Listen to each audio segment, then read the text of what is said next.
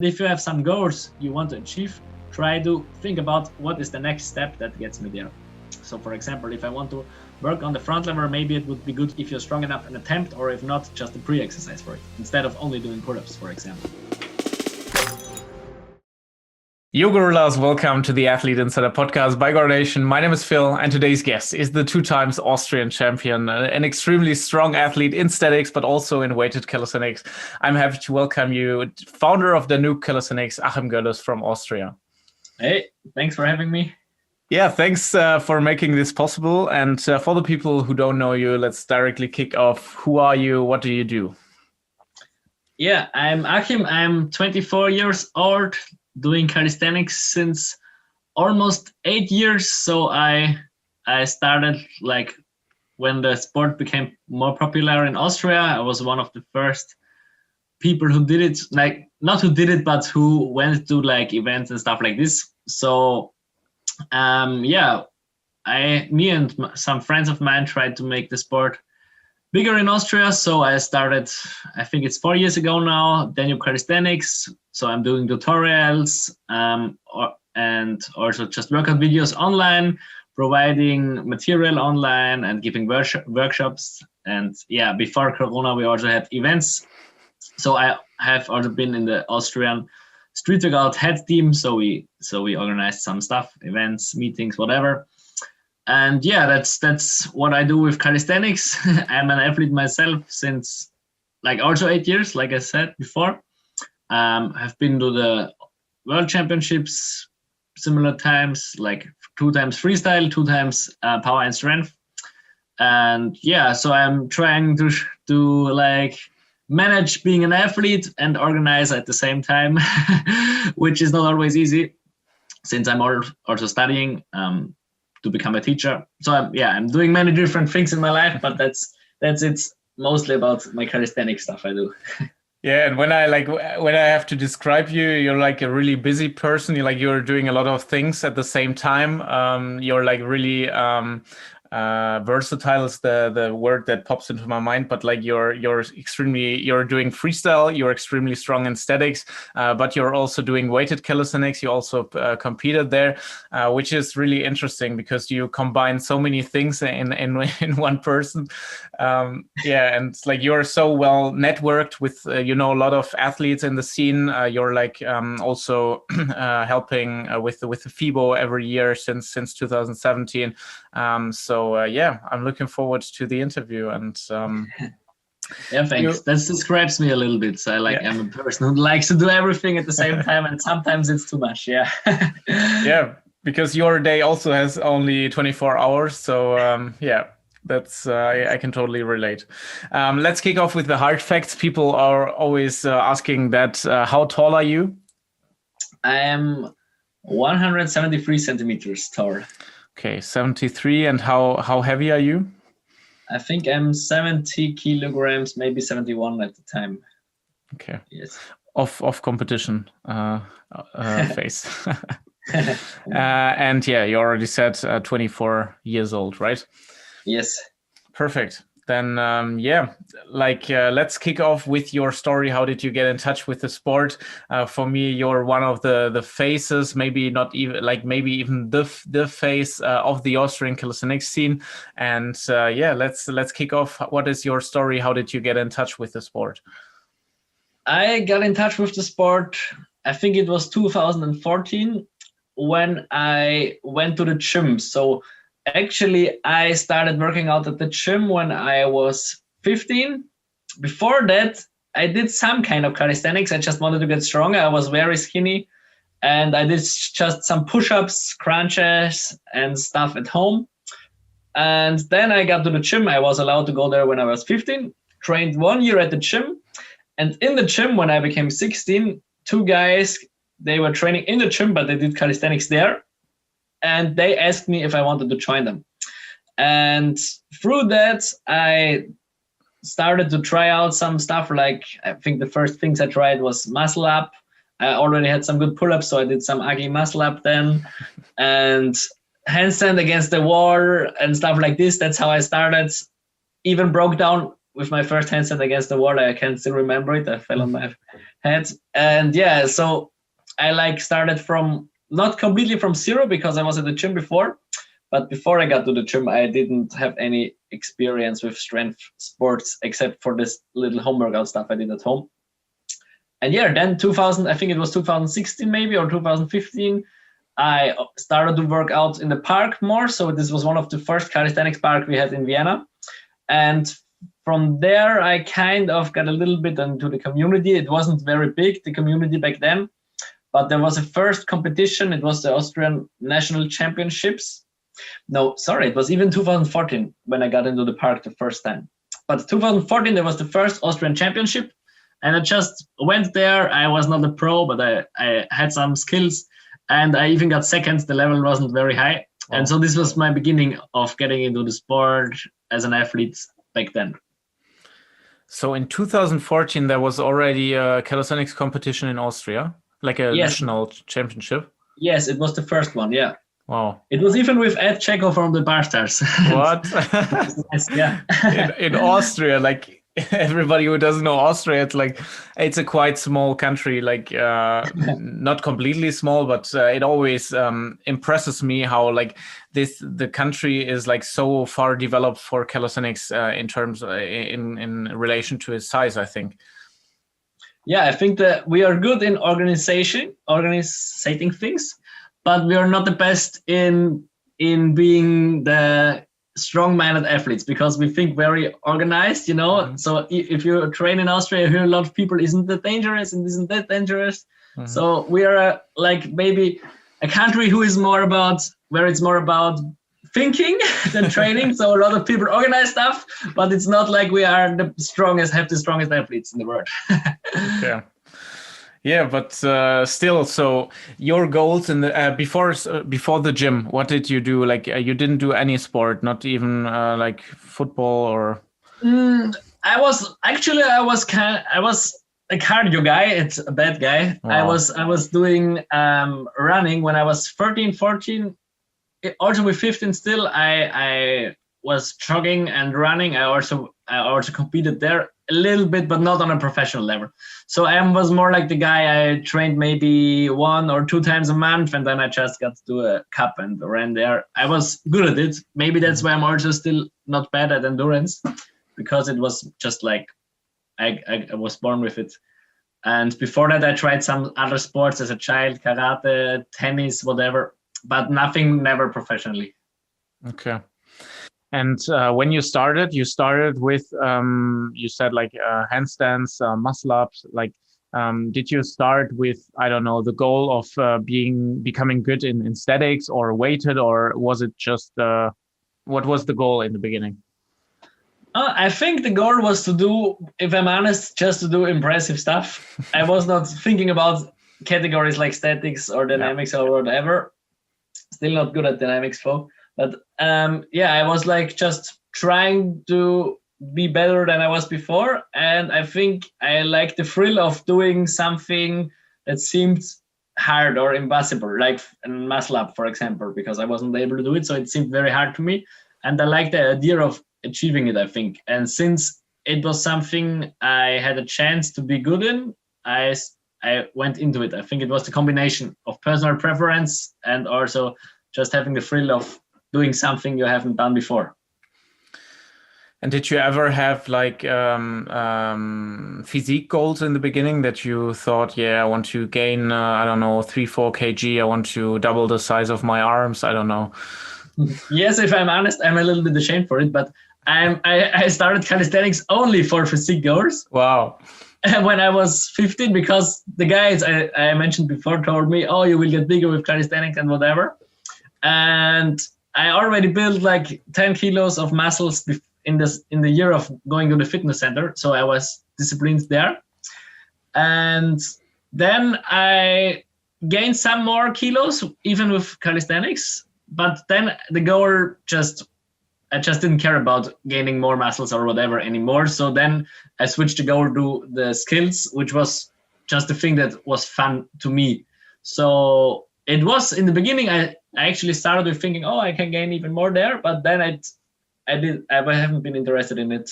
Like maybe a few months later, I I started to not care about it anymore. Okay. And let's jump into this time. How did your development go? So today, when I see you performing, you have like a really, really, really solid straddle planche. You have like you're also like progressing well. That's at least my last update for the full planche. Like the statics are like really solid. How did they go in the beginning? People are always interested in how long did it take from the first street workout ever, like the first calisthenics training, to the first good straddle planche hold. Yeah, I can tell you the example of the planche and also of the front lever maybe, because those two are often asked. It was like this. In the beginning, I did not even think about planche because I didn't know it existed. So I was like, the hardest pushing exercise I could imagine was handstand push-ups against the wall. So this is something I did in half reps, maybe at the beginning. So I can tell you when I started calisthenics, my level in clean pull-ups was maybe 15. I think I did 20, but not clean ones. So let's say 15 clean ones. And maybe the same amount of dips, but I even didn't do dips, a lot of dips back then. But this was my general level. So I was better in pulling than in pushing. And I started to train for the front lever just with doing front lever raises. I just thought it was a core exercise. I didn't even think about holding the front lever. I just did front lever raises because it was a cool exercise I saw. And from the beginning on until I held my first, not perfect, but until I held my first front lever, I was maybe 1 year. Yeah, 1 year of time, like from 10 to 15 pull-ups to a front lever hold. But cleaning it up took maybe another year because I wasn't even focusing on stuff like shoulder depression or stuff like this. For the straddle planche, I can tell you that it took a bit longer for me. I started, I think, 1 year after I started with calisthenics, or maybe half a year. Then I started working on the planche, and it was mainly with tact and also with attempts on the floor. But attempt was like starting in a straddle stand, putting the hands on the floor and just trying to put my feet up, and the same on the parallel bars. And from this point of time until I got my first straddle planche solid hold, I think it was 2 to 3 years. So it took me much longer for this planche. I don't know why. I think I'm not that talented in it, but it's not an excuse. I was just stronger in the pulling movements from the beginning on. And yeah, this was the amount of time it took me. I trained it like maybe 3 times a week, maybe 4 times a week, attempts. Like then I switched to attempts for this planche. I started to go into the handstand and trying to come down. And that's how I got my first solid holds then. Yes. Wow. Still not the best at planche right now. Yeah, but like what I was always impressed in, because we did quite a few FIBOs together, 17, 18, 19, I think 3 FIBOs we did together. And what always impressed me is that like you did these shows, and I think in the beginning, you did so many shows and then also workshops, and like I don't know. Then you also every evening after the FIBO you did your workout, and for me it was like, what the fuck, like what is he doing? And you did 3-4 shows in a day, and the straddle planche was always that clean and that such a solid form, even though it was a show, you know, like, and the general public doesn't care if you hold the straddle planche for 2 seconds or 5 seconds. But this was always impressive for me, that you always kept the form, and that you always had this muscle endurance, like strength endurance, to be able to hold it again. So maybe you can tell us more about your training today, and like how is it possible for you to combine the endurance part, the strength part with the statics? Yeah, thanks for that. Like you mentioned before, I think it's just something, if I'm honest with, since I came from running, and I always had an endurance mindset. Maybe when I started calisthenics, I even had some very intense workouts in the beginning. Maybe that was a reason why I always have been good at showing a lot of elements, like a long combos, for example, or a lot of shows. So I think this was also the reason I won the championships in Austria. Maybe not because I had the single best move, but because I was able to show a lot of moves in a short amount of time. So a higher variation of moves.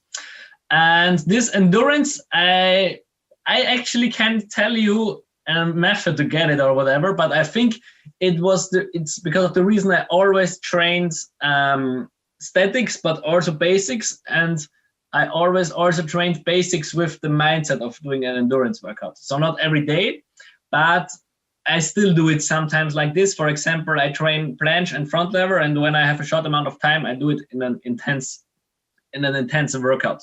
It's not the best for gaining the perfect form or the longest holds, but for the endurance, sometimes it's good to have it. And right now, I actually don't know it. I would have to try right now, since there are no shows and no competitions. I also didn't do that many combos because I was working more on single moves right now. But I think that my endurance at this point of time is a little bit worse. But if I would start to train longer combos again, it would come very quickly. So I would say endurance is the thing that comes fastest and also can go away fast, but you can gain it back fast. So I also trained for the Power and Strength Championship, which was only about endurance in basics, like pull-ups, dips, whatever. And at this point of time, I also was able to do my strongest statics combos. So it was very interesting because I trained a lot of reps and endurance. And I think this also always helped me for my combos and statics. So I think it's because I always combined basics with statics. Okay. So if we jump into a peak phase, like really a phase where you were at the top of your level, how did you train at these times? How did you manage to, because like you share some clips of really impressive weighted numbers on your Instagram, but also the statics strength. How does a week look like where you combine the weighted, or let's also call it endurance workout, if you do some basic sets with high numbers, and the statics? Yeah, how a week of training looks like, do you mean? Yeah. Yes. Yeah. So I'm training very similar at the point of time. In some moves, I'm stronger than ever before right now. In some, not. So it's hard to always keep the level at everything, But my training generally looked and still looks like this. I train upper body strength or calisthenics specific training 4 to 5 times a week. So I have 4 times where I do it with a routine, or I have the routine on. It's the days I just train on, And 5th day is optional, however I feel. And the 6th day is only for the legs. So that's how I train right now. And it's also kind of the mode I trained before. I had the second leg day back then, but I tried to now have a more intense leg day once a week, and the second day of the week where I also do some legs, but not only. But whatever. How my training generally looks like is that I start off with statics or with hard skills, like maybe one-arm pull-ups or deep handstand push-ups, whatever. It depends on the day. And I always try to go from the hardest movements to the easiest ones. So in the very beginning, I start off with maybe not even with strength statics, but with balance, like maybe handstand works or whatever. And then I come to training statics. On the most days, I train statics not with combos, but with holds, just single holds or front pull-up reps or whatever. And on some days, I train them in combos. So if I would be preparing for a competition, I would do the same, but just with combos. So I would have a lot more statics in one set if I did a combo with it. And I would repeat that until I would say that I was fatigued. So it's mostly is 1 hour, 2 hour, whatever. I have longer rest times in this part of the training. And this is my statics training, depending on the phase I'm in. So if I would prepare for a competition, I would not be going to tacked planche holds or just dragon flag max reps or whatever. But if I'm in a phase where I just try to build up, I do it. And in the end, after I did the statics work or the strength skills work, I'm going to basics. Right now, it's a little bit less weighted, only once a week, but I also had it twice a week. And on the other days where I'm not doing weighted basics in the end, I'm doing normal basics, sometimes with endurance, like without break times, sometimes not.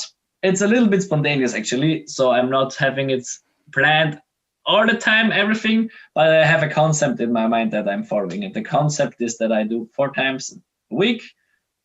First skills. On some days I try to do more straight arm skills like front lever planche. Some days more bent arm skills like Hephaestus, one arm pull up, handstand push up. One leg day, and in the end of my upper body trainings, the basics or weighted basics. So that's it. Cool. Do you feel benefits from the weighted workout for your statics? It's a good question because I don't know the answer. I can't tell the difference because I always trained weighted, so I don't know how it would be if I haven't trained it.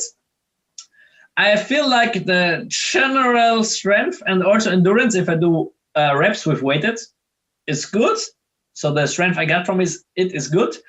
But it's not that easy to say because if you do a lot of weighted calisthenics, it will also influence the energy you have in your next workout on the statics. So for example, if I do max reps weighted pull-ups on Monday and I try to do front lever on Tuesday or on Wednesday, it can influence my power. So I would say it's a balance. That's why right now I'm experimenting with only training weighted once a week and not twice a week. And I'm still making progress, at least at the weighted pull-ups. That's where I got some new personal records right now. Because I have a lot of work for one arm pull-up or front lever, it still helps me to gain strength there in the weighted. But I would maybe describe it like this. You can like combine statics with weighted and it can help. But if the weighted stuff is your first preference, it might come that it influences your static work negatively. So the other way around, it's okay. If you do your statics and then if you feel good, you do your weighted stuff, it's okay. But if you max out your weighted stuff and then try to go to statics, it's probably a little bit harder in this way. So I would say it helps, it can help, but it can also be too much and it can also influence your power you get in your statics because you only have a certain amount of energy every week. True. Definitely makes sense.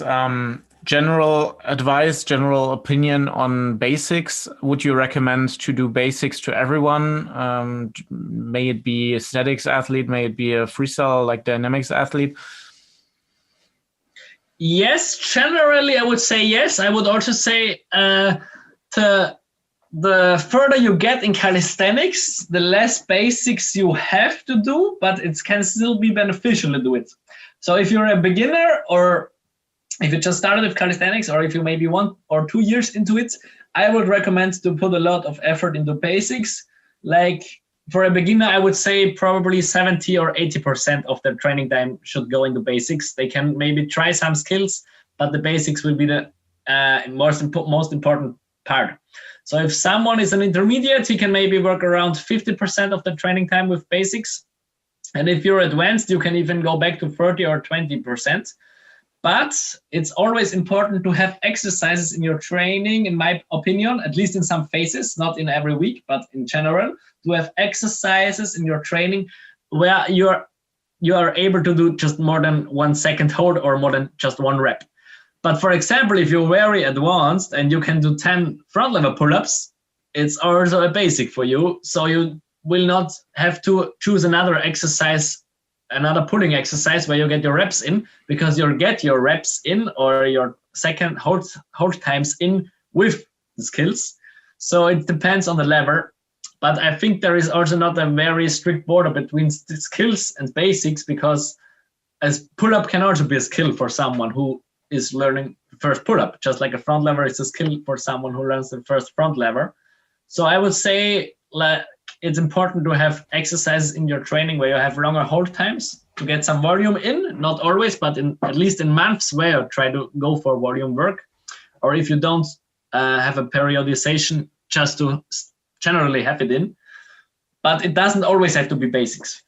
If you're strong enough, you can choose advanced exercises as basic work as well. Interesting. You also already talked about periodization and also about volume, like all these things that I hear mostly in the coaching side of calisthenics. Do you have like a let's call it scientific approach or like a really structured approach to your training?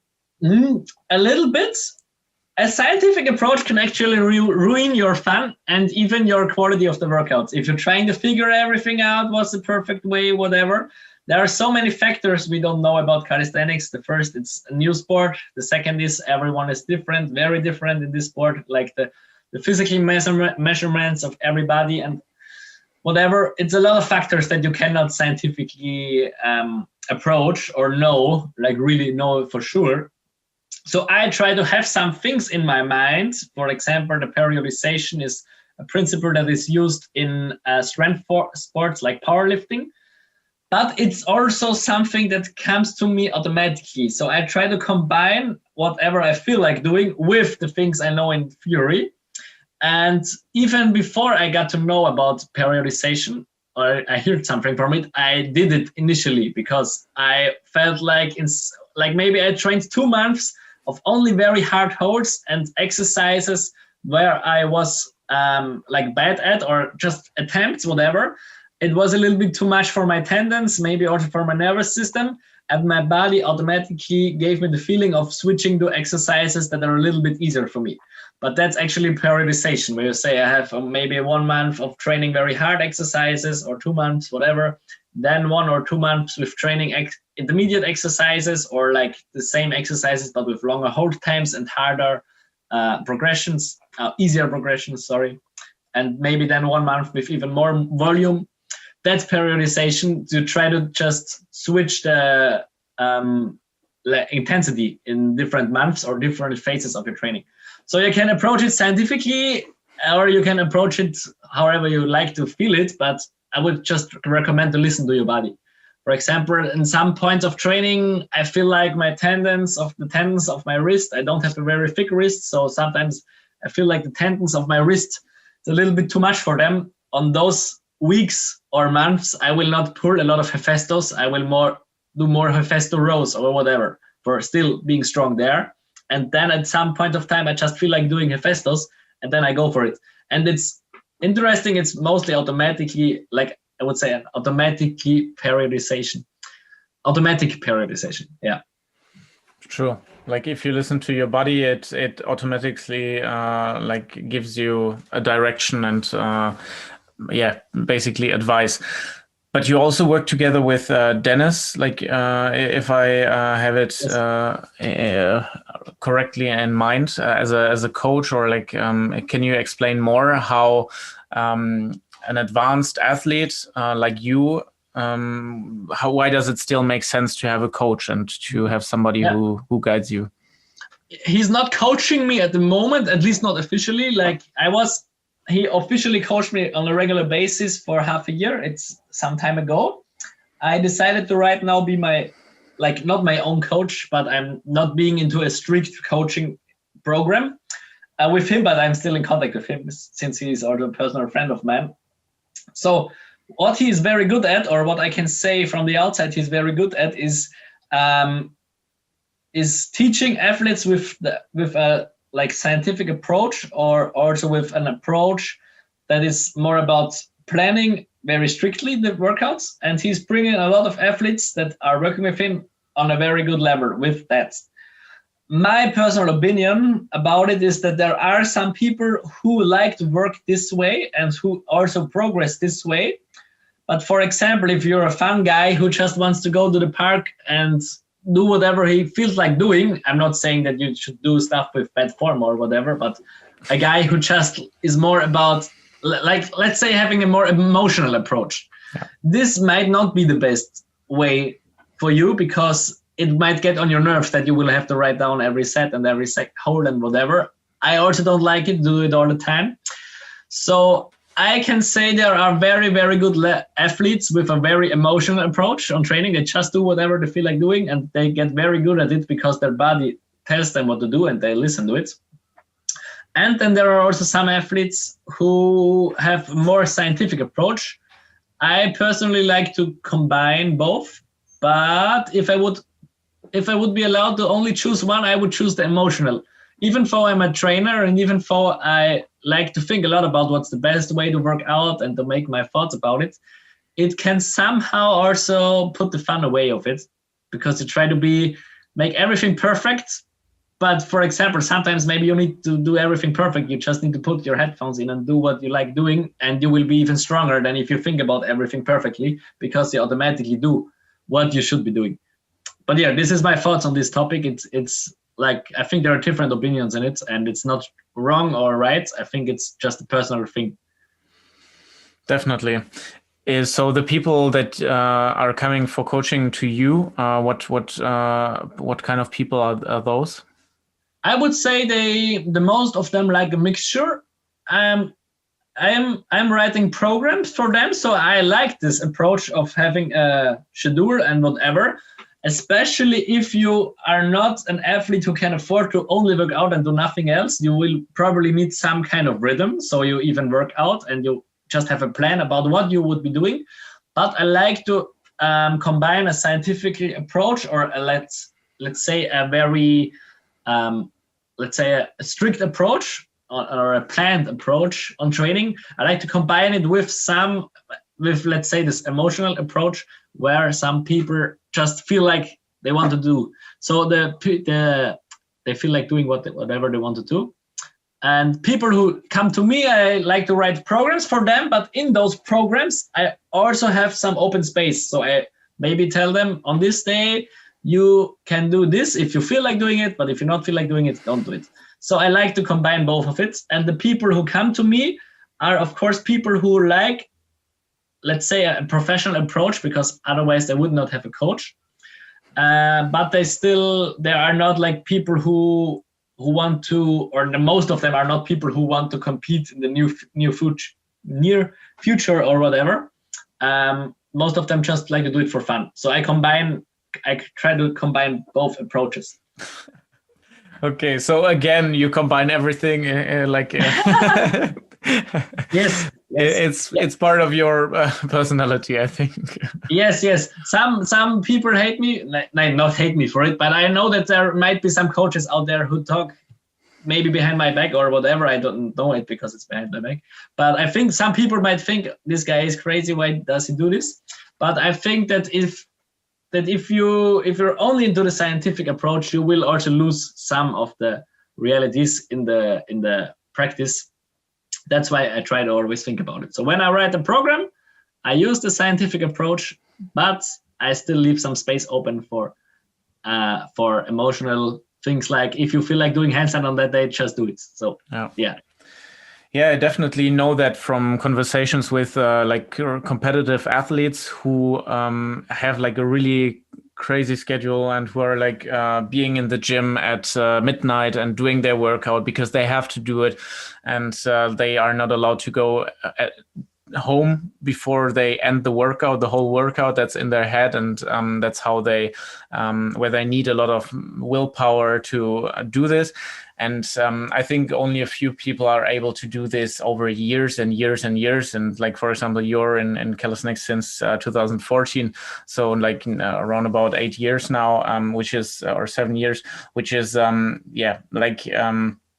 I think there are really few people who are able to do this and who have the mindset and the willpower to push through this. And I always also see this as kind of periodization, where you have like 1 year of really extreme preparation for a competition. You do like everything that it takes, but then the next 2 years or next 1 year, you just you follow your heart a little bit more. You listen to your body more.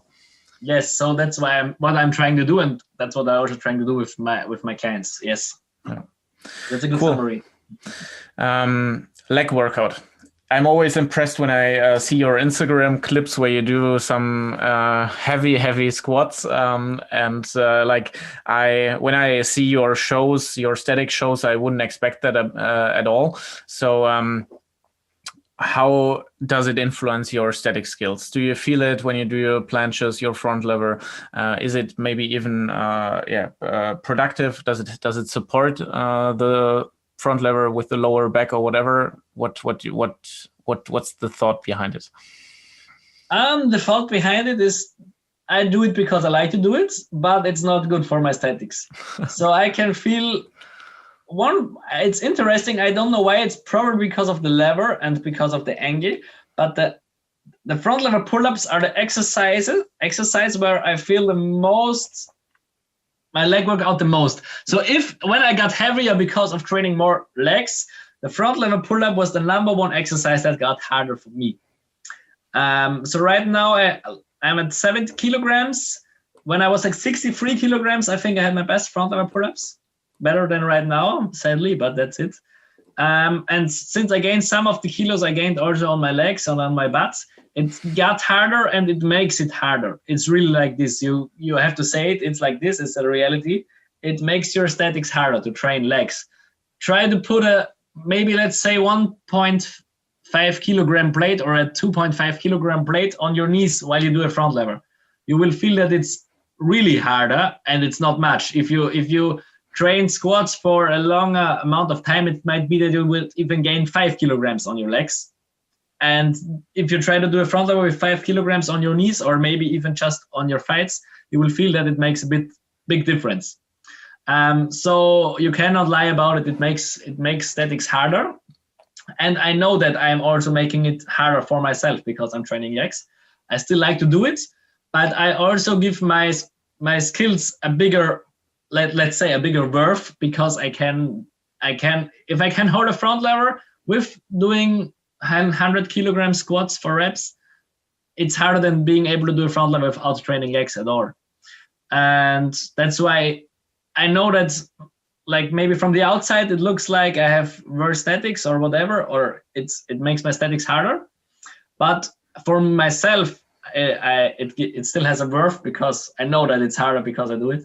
So whatever you want to correlate, there are a lot of athletes, by the way, who also have strong statics and also strong legs. For example, like Denton, or from England, or for example Micha from Germany. So it's possible, but yeah, it makes it harder. The lower back is just a very small factor that gets stronger, but it's not like it will help you very, very much. Okay. And yeah, that's mainly, I would say, this is one thing actually, maybe we can talk a little bit about it, that a lot of athletes and people who train don't understand is the biomechanics of calisthenics. So I see even a lot of very strong guys who don't think about it, but it's very logical. It's just like let's go for the front lever. If you do a front lever, the center of your weight might be around your belly. So if you draw a line from your hands downwards, it might face your belly or your hip. So that's the center of your gravity there. And everything that's below this center of gravity will make the lever harder. So your shoulders and your back will have to be stronger to hold the weight. And if you have heavier legs, you will actually just have to have more strength in your shoulders to be able to hold the lever. If you have like heavier legs, you will have to lean forward more in the full planche, for example, and it's harder to hold it then. So it's just the biomechanical factor of it. Does weight on the calves make the front lever a lot harder than weight on the butt, for example, because it's closer to this line? Yes, if you think about it like this, it will be like it, because like you said, it's closer to the line. It will be like this, but I would say it's around the same, because if you start maybe squatting, the weight you will gain on your butt will be much more than the weight on your calves. Your calf is a smaller muscle, so the percentual gaining will be maybe the same, but if you gain 50% more on your butt, it will be much more weight than if you gain 50% on your calves. That's why it maybe sums up for it. I actually don't have the exact measurements. We had it in university. It was interesting. A guy measured the percentual weight of every muscle in comparison to the whole body weight, but the calf is not a muscle that has a very high weight in comparison to your body weight. But yes, it's much harder to put 1 kilogram on your calf than you put 1 kilogram on your butt or on your hip while doing a front lever. You can try it out. Wow. Okay. So Definitely. And what is the way, or is there a way, if we like approach this topic from a health perspective, and it's healthy to work on your legs? What way is there to have like, let's say skinny but strong legs? Yes, you can try to do that. It's even something I kind of try to. It's not possible to have very, very, very skinny but still strong legs. Strength is also like you need some muscle mass for strength, but you can try to generally work on more, let's say, coordinative exercises for the legs. So for example, if you do maybe jumps or maybe more balancing work on your legs, you can still have an intense leg workout, but which is more about coordination than about gaining muscle mass. But you cannot go around gaining mass on your legs if you work on them. So for example, if you look at the physique of a sprinter or the physique of a marathon runner, the marathon runner will have much smaller legs, but also not like they will be strong at being good at endurance, but they will not be strong at doing a heavy squat. So what you could do is having an endurance approach for your legs. So you will train the muscle fibers that are strong at endurance more. Those muscle fibers are not as heavy and as big as the muscle fibers who are working on maximum strength. So in this way, you could train legs without gaining a lot of mass there. But if you want to be strong, if you want to do maybe a 100 kilogram squat or a 150 kilogram squat or whatever, you will have to gain at least some mass in your legs, and you will not, like the only thing you could say is I'm not eating anything so I can't gain mass, but this will also influence your upper body mass and it will also probably be not good. So what you could try to do, like I also heard it's not working, but it's a joke. You can try to squats and not eat on the day you squat, and if you work on your upper body, you eat a lot, but your body is not working like that. So you cannot your upper body and your legs are one part of your body, and you cannot try to gain mass in your upper body and doing strength work for the legs and trying to not gain mass there. It's just hard. But you can train like maybe more endurance or more coordination. Then you will be able to have leg workouts without adding a lot of mass there, probably. Is there a reps number that somebody can aim for to train the endurance part? Is it everything above 15 or 20, or what's the number? Yeah, it depends. Like I would say it's like scientifically you could say, like you said, maybe 15 to 20 or 12 to 20. There is not the strict border. Of course, you always train some part of the other fibers as well. But of course, the higher the reps, the less the more it will be do for endurance and the less it will be for the maximum strength. But yes, for example, for the squats, you could say if you do much more reps with less weight, you will maybe not gain that much mass, but still it's a strength exercise. So maybe if you go for a long run, that's really something that might not influence your mass very, very much, but you can still gain some calves from that. So it's not like it doesn't do anything. So I can understand if people say I skip working on my legs completely or I just do mobility work on my legs. It's like if you try to stay healthy, I would at least recommend to do some mobility work on your legs.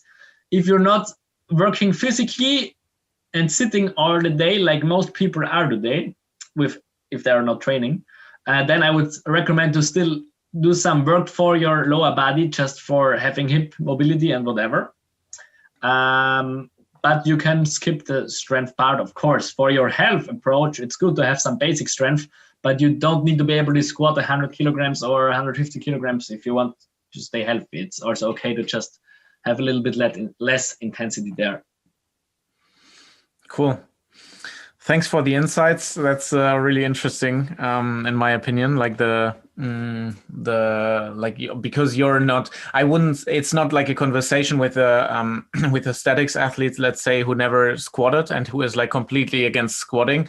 But it's really like that I interview somebody who is kind of neutral, like kind of a neutral perspective, I would say. And that's rare in the calisthenics. You have the street lifters who are like, what, you don't train legs, you're not an athlete, you have to be a complete athlete. And then there are the statics athletes who don't work on the legs at all. Yeah, I think it's stupid to have an approach where you say, this is what it needs to be, this is what it needs to take. So if I'm honest, some people might not like me for saying that, but it's sometimes also an ego problem I see. I won't call any names, and I also don't have names in my mind, but I think it's a generally something that can happen if you define yourself by your skills in this sport. Then you will start being like, oh, if you don't do it exactly like I do, then you're not as good as I am. And if you don't work everything like this, for example, if you don't work statics and basics and legs, you're not a real athlete. But I think it's stupid to have a concept in mind what you have to be a real athlete, but because it's just a concept, it's not reality. So I would recommend to everyone to just work on the things that they like doing, and if it's squatting, then do it, and if it's not, then don't do it. Because this comparison to each other takes the fun away, takes the motivation away. I think there is no point at all in doing that. I would just recommend everyone to do what they feel like doing, of course, to stay healthy. But if you're already into calisthenics, there is a much higher chance that you are healthy because you're actually doing something with your body, because most people don't even do anything for their body. So even if you do ugly push-ups and that's it, it's still better than doing nothing. And that's why I think that it doesn't make sense to compare yourself to others all the time, or to other training like principles or whatever. Of course, you can try to get the best out of everything for yourself, but I would not recommend you to compare yourself with everyone. Sure. And there are so many different goals, so many different motives and motivations behind the people that you see on social media, why they train and what are their goals. And you should never judge somebody just because he's skipping legs, but maybe it's his goal to set up some static records. And like, why should somebody who wants to do a statics world record, why should he be able to squat 150 kg at the same time? Like it doesn't make sense. Yes, true. So yeah, records or like really focus always needs to say no to other things. Yeah. Yeah, that's why I'm actually happy to not be only into calisthenics and into coaching. It's part of my life, of course, but I'm also like a normal guy. I'm even working for a local church and doing some other stuff. And sometimes when I think about those calisthenics problem, and then I look into the real world, let's say outside the calisthenics scene, it looks stupid. What are those guys arguing about? They could be thankful for having a nice sport, but instead of being thankful for just being able to do something, they argue about what's best. And it's an unnecessary problem that we make for ourselves, I think. And I think it hinders and it like really slows down the growth of the sport. If the sport itself doesn't stick together, then it's harder to grow, because nobody wants to be part of a hating community or something. Yeah, but it's a general human problem. It's not a calisthenics problem. True. Actually, I think the calisthenics scene is one of the friendliest sports I experienced. So definitely. Nothing against the calisthenics scene. I really like it. True. That's definitely true. Yeah, I'm just like always scared that the many directions that are in the sport with freestyle / dynamics, with statics, with street lifting, with endurance, that it's too much to stick together. You know, like But yes, I understand. But you're trying yourself to be I think like Onation is a brand that tries to support everything. Yeah, I also think that it's good to not be only about one thing. True. That's it. So we're a little bit the Achim Gölles of the calisthenics scene. We do everything. We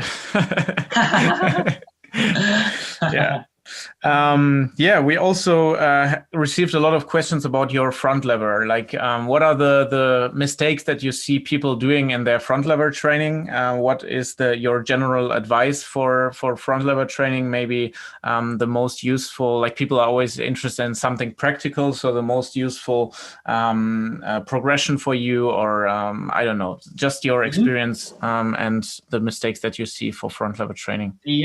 Yes, very interesting question, because actually I have a front lever tutorial. It also got watched a lot of times, but some things in there I would maybe say differently right now, and I can do it right now, because I think that there is like one of the biggest problems, not only in front lever, but in skill training in general, is not to train specific enough. So if you are just working on tucked front lever, it's good for your shoulders, maybe, but you will not get used to being in the same angle than if you are in the full front lever.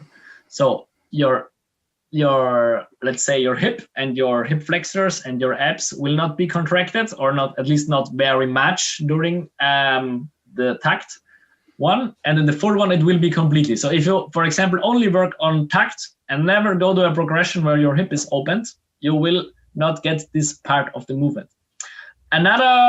So this is one mistake I see people not including exercises where their hip is open.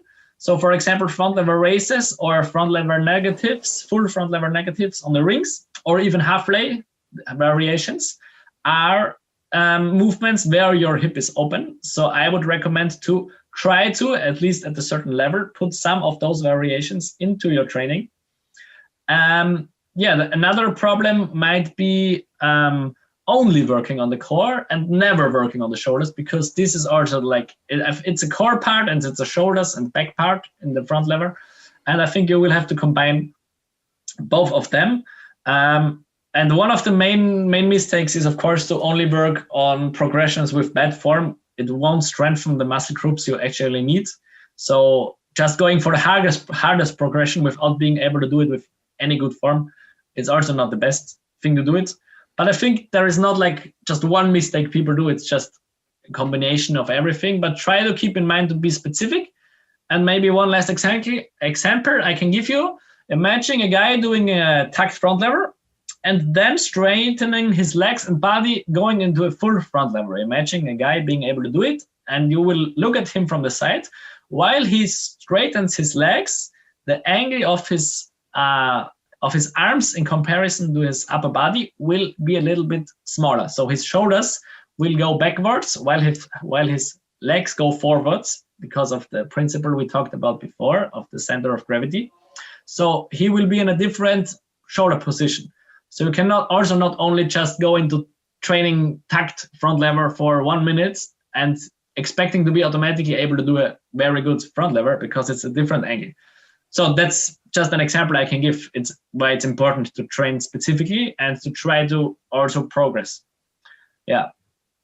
So right now, if I could only choose one exercise, it would maybe even be negatives on the rings for getting there step by step. But of course, it's good to have a variation. Cool. That's good. You already said how long it took you for the first front lever. I think it was 1 year after like the first workout. Yes. Yeah. I think we're mostly done with the workout part. How does your day look like right now? As you said, you're like doing a lot of things right now. So maybe you want to share a little bit your day right now. How does it look like? Yeah, a typical day of Achim in Corona looks like that I'm getting enough sleep, which is nice. Because my university is online, and right now also not in the mornings, but more in the afternoon. So I get enough sleep right now, which is good. Sometimes maybe a little bit too much, if I'm honest. And yeah, I get up in the morning. However, I just try to sleep 7 to 8 hours if possible. Mostly it's actually 8, sometimes even 9 if I'm exhausted from working out or doing a lot of things. And since it's a lockdown, I'm going to university. As I said before, I'm studying to become a teacher at religion, sports, and biology. Those are the subject I'm studying. And I don't have a very typical day because it's a mixture of a lot of different things, mostly. But mostly I try to do some stuff outside in the morning. So since it's a lockdown and I'm staying at home a lot of time and I really love nature, I often go outside in the morning, not every day, but often. Actually, I'm doing like let's say, an inspirational prayer part in the morning. I like to do it for myself. I'm reading the Bible or whatever. That's what I do in the morning. Mostly it's reading the Bible, praying or whatever, meditating, sometimes just being a little bit quiet, not starting into the day with a very big rush.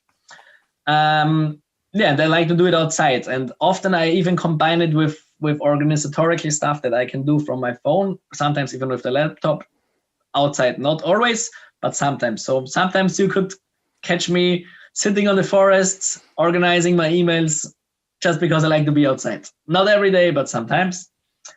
And then I might get home, have some university work to do there. For example, having the lecture or having to write an essay or whatever. It's very different.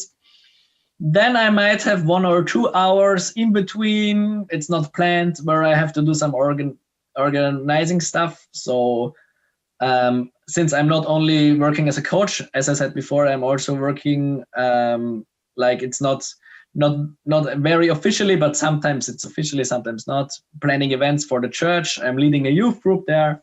So sometimes I'm doing some organizing stuff in between. I'm having a personal training in between. And yeah, it's a mix of a lot of things. I don't have a very typical day, but I mostly work out on the evenings or afternoons of these days. And yes, in the evening, I like to meet some friends if I haven't met them while working out anyways, and to be with my wife at home.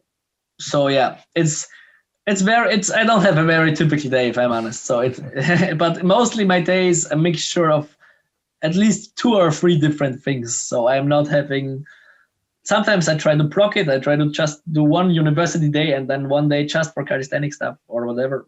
But it's not always like this. Right now, at this point of time in my life, I'm also making a lot of thoughts about the future. So me and my wife also think a lot about stuff like global poverty and also global aid and whatever. So we have some connections to African countries, friends in Africa who are working there. And yeah, maybe this will also be part of my future life, doing something for this. I am not seeing myself only as calisthenics person. I like the sport because it's something that gets people together. But in general, I'm not only focusing on this part of my life. So you might, I don't know it, I don't want to promise anything, but you might see me living in Africa one day, working for something else and still working out on some bar there, probably, whatever. But I'm not knowing it right now. It's just something we are making thoughts about. It's just because we feel like we are very blessed with our lives in Austria. We have a lot of, we are rich people. Everyone who lives in Austria or Germany is rich in comparison to the world. And that's why we think about maybe doing something for where people don't have it and helping developing like stuff there. But it's nothing that's fixed yet. It's just something I'm making thoughts about. And so I also have some projects. For example, a project in Uganda I'm working on with a friend, and also some parts of my time are spent for stuff like this. So as I said before, a lot of different stuff. Wow, but thanks for sharing. Sounds really, really interesting, and definitely respect for that. And definitely really interesting, and good luck for that. So something that I would be interested in, how does your food look like in a day? Do you take care for healthy food? Do you meal prep? What do you eat? Yes. I talked about the topic right now. It's one thing I made some more thoughts about in the last time is like pure biological food and also buying more local food.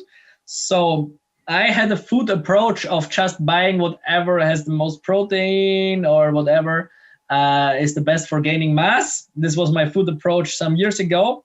But then I made some more thoughts about the production of the meat, for example, I was eating, and the production of the milk products and of the plants, everything I was eating. Where does it come from? Is it a good, is it a good relationship to the one who is producing it and whatever? Are the workers in good circumstances? So right now I'm combining, like trying to combine, thinking about having quality food, best from local, like from the locals. How do you call it? The local producers, yeah. And farmers, not whatever. Yeah, not buying meat from Argentina or whatever, and trying to have a like biological food if I can get it. So yeah, my nutrition is mostly vegetarian. I'm not a strict vegetarian, to be honest. So if I'm invited, for example, I will not say no to meat, but I don't cook meat or buy meat on my own.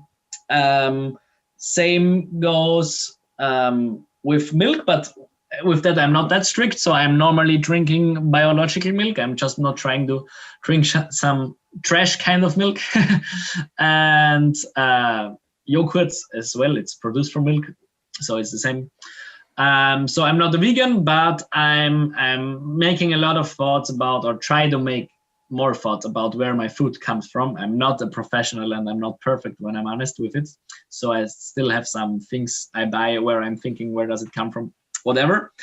But with that, I try to eat still enough, eating it healthy. My typical day, I can tell it to you, is maybe some oats with some, maybe you know it, I'm happy about that. We have it in biologically, it's skyr, the yogurt, maybe you know it. It has a lot of protein. So in Austrian, we say Topfen, or in German Quark. It's something like this. And I eat it together with some oats and some fruits. Maybe I will have some eggs with some bread as a snack in between. And maybe I will have a second main meal of the day. Maybe it would be some noodles with vegetables or whatever. And I will have some snacks, like maybe nuts in between, and eating, of course, fruits or vegetables also in between. So I don't have a strict eating rhythm or schedule, but I'm trying to eat healthy. And I'm also trying to think about where the food I'm buying is coming from, which I didn't do before, but it's a challenge for me, to be honest. So sometimes you buy something in the store and then you think about, where does this meat come from? Maybe this cow was one of a million cows who was slaughtered in bad conditions, and I don't want to buy it if I think about it. But it's something you will have to start doing. So I'm trying to think more about it at the moment. But I'm not a pro at it. So yeah, that's what I eat. Trying to have healthy stuff and if possible also local stuff. Cool. Great. Yeah, the interview is already over an hour, so we come to an end slowly. Maybe to sum up all the training advice, workout insights that you shared with us, maybe you want to sum up what are the main 3 things that if people improved these things in their workouts, they would get much better results, much healthier results, whatever. Mm-hmm. One thing I would recommend to the people I know, I don't know if it's an international problem or just an Austrian and German problem, is to actually try to work out and to have a rhythm, like try to get some kind of plan you want to follow. It doesn't have to be perfect, but just some structure. Because as I said before, if you're not a professional athlete, you might even struggle to work out at all. So it's good to start with having like at least some kind of rhythm with it. So it doesn't have to be strict all the time, and you don't have to worry if you skip training for once, but try to at least have some kind of rhythm you want to follow. It will help you to stay into it. This is the first thing. The second thing I would say, if you want to achieve some exercises, actually go for it. I see a lot of people who are just doing basics, which is good and very healthy. But if you want to achieve a skill, you will also have to start working on it specifically. So try to think about what can get me where I want to get. So not only what can I do right now. Some people just work out for the sake of it, and that's good. But if you have some goals to progress, some people don't have these goals. They just want to work out to stay healthy, which is good. But if you have some goals you want to achieve, try to think about what is the next step that gets me there. So for example, if I want to work on the front lever, maybe it would be good to do if you're strong enough, an attempt, or if not, just a pre-exercise for it, instead of only doing pull-ups, for example. Yes, and the third thing would be try to have fun. when working out, because I feel like we have so many informations about calisthenics out there. It gets even more, and it's good. You have some people say you have to do this, and then you have to do this, and then you have to do this, and then you have to do this. But if it's not fun to you, and if it's not something that gives positive energy into your life, it will probably not be something that you will keep doing. And even if it will not be something that gives you a lot of positive energy, so I would recommend you to try to have fun when you work out. So work out with partners. If it's better for you, try to go outside. Something for me, it's very important in those times of the lockdown to work out outside and not only staying at home all the time. So try to meet people, maybe try to do something that's good for you with the sport. Well, that's cool. Thanks a lot for all these insights. We always have some quick questions, quick answers at the end of each interview. So pizza or burger? Burger. Are you sorry? Vegan if possible. Like there are like vegan burgers, but it's okay. True. Are you a dog or a cat person? Dog person. Do you have a favorite location for holidays? Just nature spots, but not one specific. Okay. What are the athletes that inspire you? Athletes that inspire me? I would say a lot of different ones. So I don't have one, but I try to take the best out of each one I have. One I can tell is, for example, Viktor Kamenov, a friend of mine. Cool. Do you have a favorite book? Yes, the Bible. I expected that. Do you have a favorite movie? Maybe The Chronicles of Narnia. I don't know if you know the movie. Yeah. But I liked it as a child very much, and I still like it very much. Even the story that's behind it, I like it a lot. Cool. Do you have a favorite skill? Like, what is your favorite skill?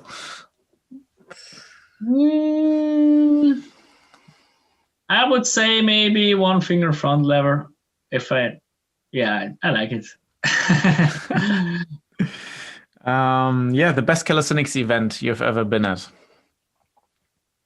Oh, wow, that's hard. There are so many good ones, but I think the first FIBO was a very nice experience. So 2017, the first FIBO I have been to. But I don't know if there are a lot of good ones. So shout out to Bars Flex and to World of Bar Heroes for the great FIBOs, where we also get to know each other by the way. And then the last question, not a quick answer, but what's your message to the calisthenics community? What do you want to tell the listeners? I would say, as I said before as well, try to make the best out of the sport. Try to not compare yourself to each other, but try to help each other and try to take the positive parts out of the sport for your life. True words. How can people get in touch with you? Where do they find you? What links can they expect in the bio, in the description of this video? Yeah, first, of course, my YouTube, it's a German channel, but there are subtitles for some videos there or for some tutorials. It's Danube Calisthenics. My homepage, it's for if you want to have a coaching with me or whatever, there's my homepage, danubecalisthenics.com. And of course, also my Instagram, Achim Goeles. Great. Then we're coming to an end. Achim, thanks a lot for your time. I really appreciate I think it was a really practical episode. That's what I always really enjoy, if it's really something where you listen and you can take a lot of things for your own workout. So thanks a lot for sharing these insights and giving us your experience in the sport, your long experience. So before you can end the episode, and I want to say thank you to everyone listening to this till the end. It's been a long interview. I always appreciate it extremely if somebody is sticking with us till the end. So big thank you if you are listening to this. And if you want to support the episode, give it a thumbs up. That helps a lot. And if you want to have someone in the show, just leave a comment down below with the athlete's name. And then Achim, thanks a lot to you, and you can say goodbye and end the episode. Thanks very much for listening. Thanks for being there. And I don't have nothing else to say. Have a good one. Bye.